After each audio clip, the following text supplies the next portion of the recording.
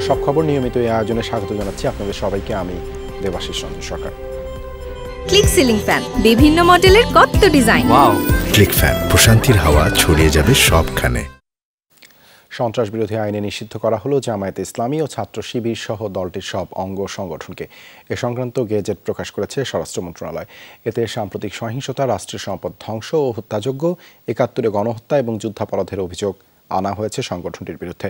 স্বরাষ্ট্রমন্ত্রী বলেছেন, নিষিদ্ধের ঘটনায় জামায়াত শিবির সহিংসতা করলে মোকাবেলা করার জন্য প্রস্তুত আছে সরকার। ৭১-এর মুক্তিযুদ্ধে মানবতাবিরোধী অপরাধ, গণহত্যা ও যুদ্ধাপরাধ সংগঠনে দল হিসেবে যুক্ত ছিল জামায়াত ইসলামী। মৃত্যুদণ্ডপ্রাপ্ত সাবেক আমির গোলাম আজমের বিচারের রায়ে দলটিকে অপরাধী সংগঠন হিসেবে দায়ী করে আন্তর্জাতিক অপরাধ ট্রাইব্যুনাল। পরবর্তীতে ২০১৩ সালে উচ্চ আদালতের আরেক রায়ের পর রাজনৈতিক দল হিসেবে নির্বাচন কমিশনের নিবন্ধনও বাতিল হয় জামায়াতের। সবশেষ সংগঠনটির বিরুদ্ধে যুক্ত হয় কোটা আন্দোলন ঘিরে হত্যাযজ্ঞ, রাষ্ট্রীয় সম্পদ ধ্বংস ও উস্কানির অভিযোগ। এসব অভিযোগ আমলে নিয়ে জামায়াত ইসলামী ও এর অঙ্গ সংগঠন ছাত্র শিবিরকে নিষিদ্ধ করে গেজেট প্রকাশ করেছে স্বরাষ্ট্র মন্ত্রণালয়। সন্ত্রাস বিরোধী আইনের ১৮-এর এক ধারা অনুযায়ী জামায়াত ইসলামী ও ছাত্র শিবিরকে নিষিদ্ধ করা হয়েছে বলে জানিয়েছেন আইনমন্ত্রী। এতে নিষিদ্ধের পাশাপাশি সংগঠন দুটির কার্যালয় বন্ধ, সম্পদ ও ব্যাংক হিসাব জব্দ করা যাবে। সরকার এই সিদ্ধান্ত নিয়েছে যে সন্ত্রাস বিরোধী আইনের ১৮-র এক ধারায় এই জামাত ইসলাম এবং ইসলামী ছাত্র শিবির এবং তার অন্যান্য যে অঙ্গ সংগঠন সেগুলিকে সরকার নিষিদ্ধ ঘোষণা করিল এবং এটা সন্ত্রাস বিরোধী আইনে যে দ্বিতীয় তফসিল আছে সেইখানে সেই নামগুলো সেই তালিকাভুক্ত হবে।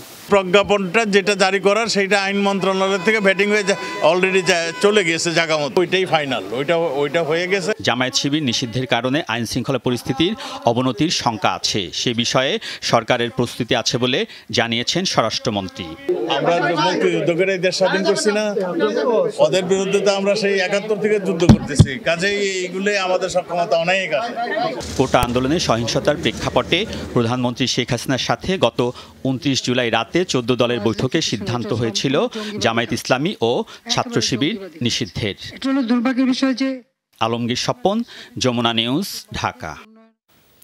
৪৫ বছর পর আবারও রাজনীতি থেকে বিতাড়িত হলো বাংলাদেশ জামায়াত ইসলামী। তবে জামায়াত এবারই প্রথম নিষিদ্ধ হয়নি। এর আগেও ৪বার নিষিদ্ধ হয়েছে উপমহাদেশের এই রাজনৈতিক দলটি। সাম্প্রতিক কালে হত্যাযজ্ঞ, ধ্বংসাত্মক কার্যকলাপ, সন্ত্রাসী কর্মকাণ্ডের সরাসরি সম্পৃক্ততা এবং উস্কানির অভিযোগ আনা হয় দলটির বিরুদ্ধে। ফলে নির্বাহী আদেশে জামায়াতকে নিষিদ্ধ করেছে সরকার। বাংলাদেশ জামায়াত ইসলামী সৈয়দ আবুল আলা মওদুদের হাতে গড়া একটি রাজনৈতিক সংগঠন। প্রতিষ্ঠাকালের নাম ছিল জামায়াত ইসলামী হিন্দ। ব্রিটিশ ভারতে ১৯৪১ সালের ২৬ আগস্ট সংগঠনটি প্রতিষ্ঠিত হয়। ২০১৩ সালের আগস্ট মাস থেকে রাজনৈতিক দল হিসেবে দলটির নিবন্ধন অবৈধ ঘোষণা করেন বাংলাদেশের হাইকোর্ট। ৩ বিচারপতির গঠিত হাইকোর্ট বেঞ্চের সংখ্যাগরিষ্ঠ মতামতের ভিত্তিতে এই রায় হয়।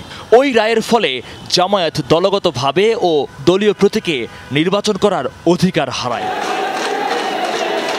প্রতিষ্ঠার পর পাকিস্তান আমলেই ৫ বছরের মধ্যে ২বার নিষিদ্ধ হয় দলটি। প্রথমবার ১৯৫৯ সালে, দ্বিতীয়বার ১৯৬৪ সালে। সে সময় দলের প্রধান মওদুদী সহ গ্রেফতার করা হয় ৬০ জামায়াত নেতাকে। এদের মধ্যে পূর্ব পাকিস্তানের যে ১৩ জন জামায়াত নেতা ছিলেন তাদের অন্যতম গোলাম আজম। ১৯৭১ সালে স্বাধীনতা অর্জনের পর ১৯৭২ সালের সংবিধানে ধর্মীয় রাজনীতি নিষিদ্ধ করা হয়। ফলে স্বাধীন বাংলাদেশের শুরুতেই নিষিদ্ধ হয় জামায়াত। কিন্তু ১৯৭৯ সালে জিয়াউর রহমান সংবিধান পরিবর্তন করায় আবারও বাংলাদেশে রাজনীতি করার সুযোগ পায় জামায়াত। ৭১-এ মানবতাবিরোধী অপরাধের দায়ে বিভিন্ন মাত্রায় দণ্ডিত হয়েছেন দলটির বেশ কয়েকজন শীর্ষ নেতা। এমন একটি মামলার রায়ে জামায়াতকে সন্ত্রাসী সংগঠন হিসেবে আখ্যা দিয়েছিলেন মানবতাবিরোধী ট্রাইব্যুনাল।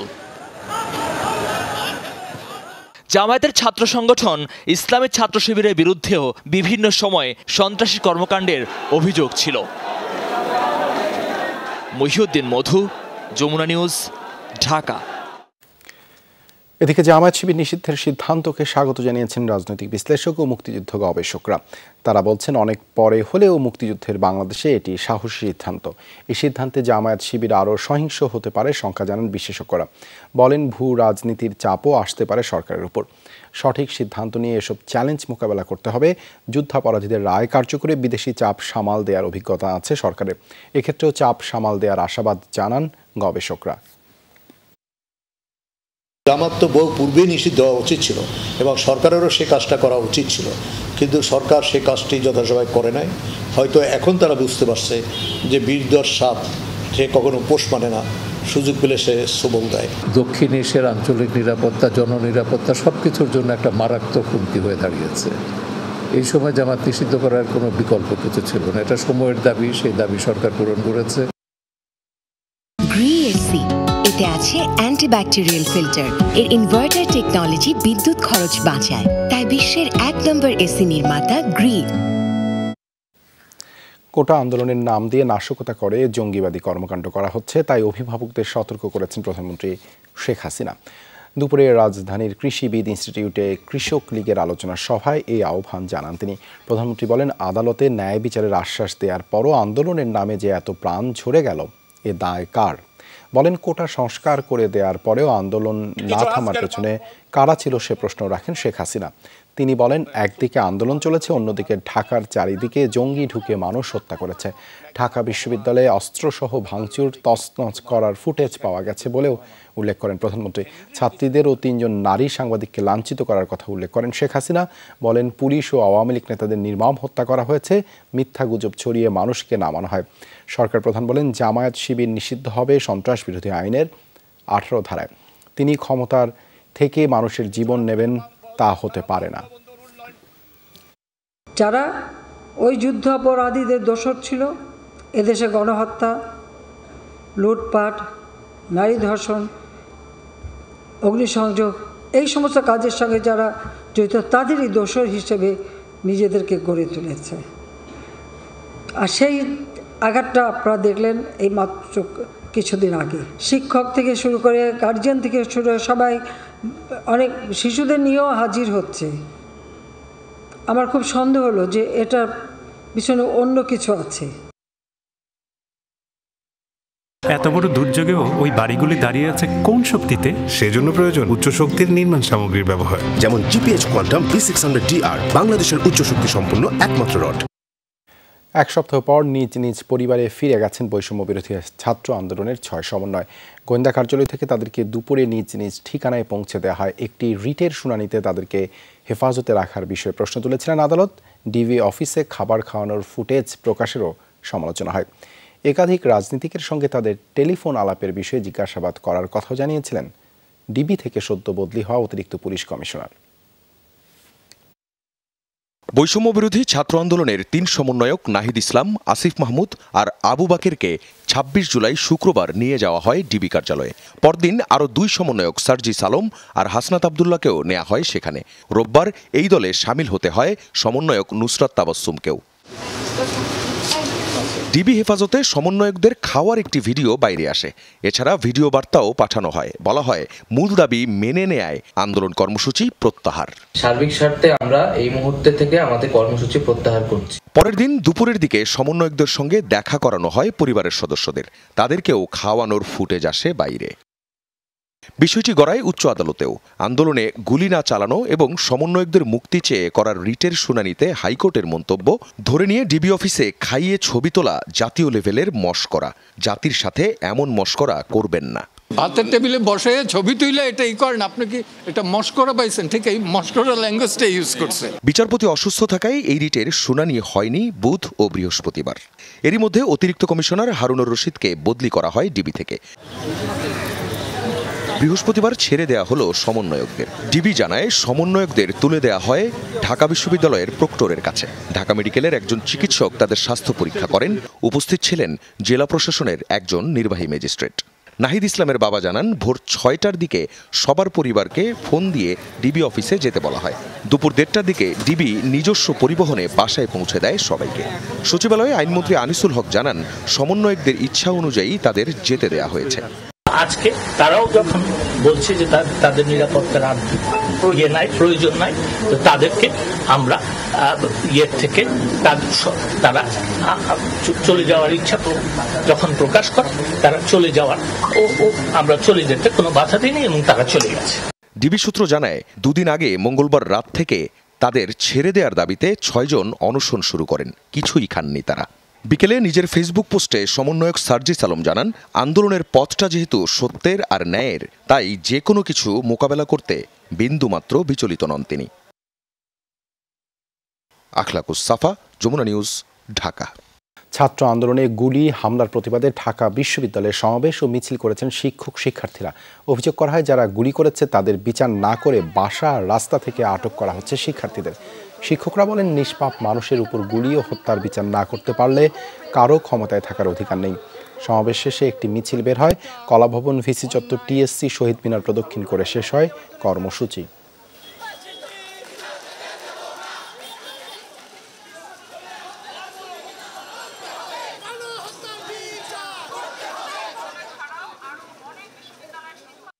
ছাত্র এবং শিক্ষকদের উপর নিপীড়ন চলছে।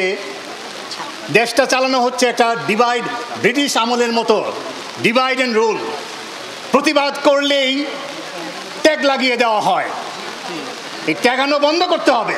এখন হত্যার জন্য মায়া কান্না কাঁদছেন। কেন মায়া কান্না কাঁদছেন বললাম, কারণ আজকে এই পত্রিকাতে দেখবেন যে আমাদের যে ছাত্ররা, শিশুরা, জনতা, তারা নাকি মারা গেছে সন্ত্রাসীদের গুলিতে। পুলিশ যা এজাহার করেছে সব জায়গায় বলা হয়েছে সন্ত্রাসীদের গুলিতে মারা গেছে। আমরা চোখের সামনে দেখলাম পুলিশের ইউনিফর্ম পরে গুলি করা হচ্ছে। দেখামাত্র গুলি নির্দেশনা সরকার দেয়নি। আন্দোলনের ভেতরে ছদ্মবেশে অনুপ্রবেশ করে পরিকল্পিতভাবে শিশুসহ নিরপরাধ মানুষকে গুলি করেছে জঙ্গি গোষ্ঠী। ধানমন্ডি কার্যালয়ে এক সংবাদ সম্মেলনে কথা জানিয়েছেন আওয়ামী লীগ সাধারণ সম্পাদক। তাকাতে গিয়ে গুলিবিদ্ধ শিশু, গুলিটা কোথায়? মাথায়। তদন্ত কমিটি তদন্ত করা অবস্থায় আমরা তাদের প্রভাবিত করতে পারি না। দেখামাত্র গুলি নির্দেশের বিষয়ে ভুল বার্তা দেওয়া হচ্ছে। সেনাবাহিনী নিয়োগ, কারফিউ জারি, এরপর সেনাবাহিনী কোথাও একটা গুলি ছুড়েছে, সে ধরনের কোনো খবর আমাদের জানা নেই।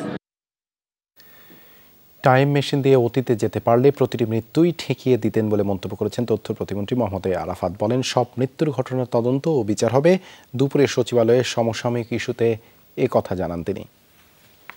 যদি আমরা অতীতে যেতে পারতাম টাইম মেশিন দিয়ে, আমরা প্রতিটি মৃত্যু আটকে দেওয়ার সুযোগ থাকলে আমরা সেটা চেষ্টা করতাম। কারণ প্রতিটি মৃত্যু এবং হতাহত আমাদের বুকের উপরে ভারী হয়ে আটকে আছে।